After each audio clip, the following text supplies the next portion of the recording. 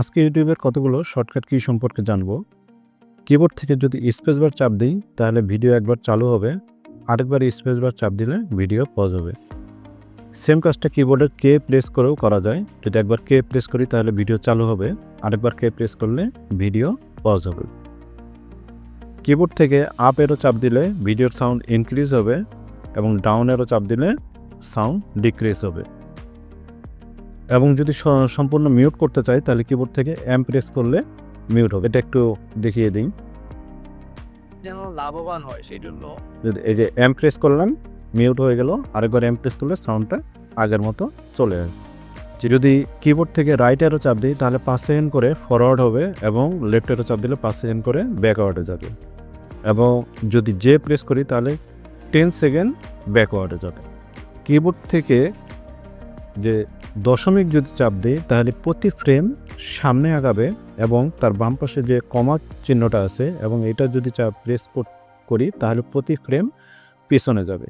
কিবোর্ডের যে নিউমেরিক্যাল কিগুলো আছে 1 থেকে 9 পর্যন্ত, এগুলোর কতগুলো কাজ আছে। যদি আমি 1 প্রেস করি তাহলে টোটাল ভিডিওর যে ডিউরেশনটা, একটা অ্যাড চলে আসছে, একটা স্কিপ করি।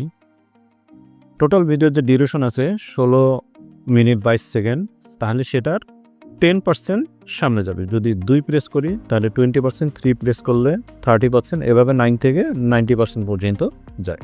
মুডাল ভার্ব থাকতে আমরা জানি বেস বক্স। যদি হোম প্রেস করি তাহলে ভিডিও শুরু থেকে শুরু হবে। সেম কাজটা ভিডিওটি আগে নিলাম। সেম কাজটা যদি নিউমেরিক্যাল কি থেকে 0 প্রেস করি তাও একই কাজ করবে। তাহলে দেরি না করে শুরু করি।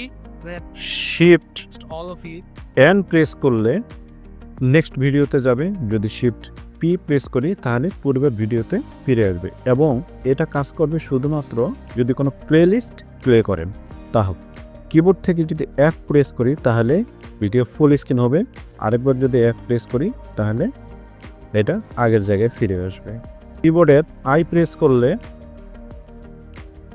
তাহলে ভিডিওটা যে ডান পাশে নিচে ছোট করে চালু হবে। এবং এটাকে যদি এক্সপ্যান্ড করতে চাই তাহলে এই যে এখানে দেখা যাচ্ছে যে এক্সপ্যান্ড করলে আবার আই চাপ দিতে হবে। আই চাপ দিলে আবার এক্সপ্যান্ড হয়ে যাবে। ইউটিউবের সবচেয়ে বড় যে প্রতিবন্ধকতা সেটা হচ্ছে ডাউনলোড করা যায় না। তো এটার জন্য একটা এক্সটেনশন আছে, ক্রোম এক্সটেনশন, সেটা হচ্ছে অ্যাড অন ক্রপ। এই এক্সটেনশনটা যদি এনাবল করে নেওয়া যায় তাহলে কতগুলো অপশন পাওয়া যাবে। এই যে কী অপশন, এখানে ভিডিওটা ডাউনলোডের অপশন পাওয়া যাবে।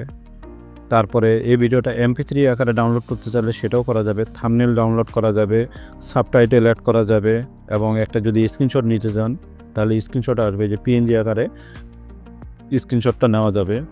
তারপরে ডার্ক মোড, সিনেমা মোড, তারপরে হচ্ছে পিকচার ইন পিকচার মোড, এইভাবে অসংখ্য অপশনগুলো আপনারা পেয়ে যাবেন। তো সকলকে অসংখ্য ধন্যবাদ আমার ভিডিওটা দেখার জন্য।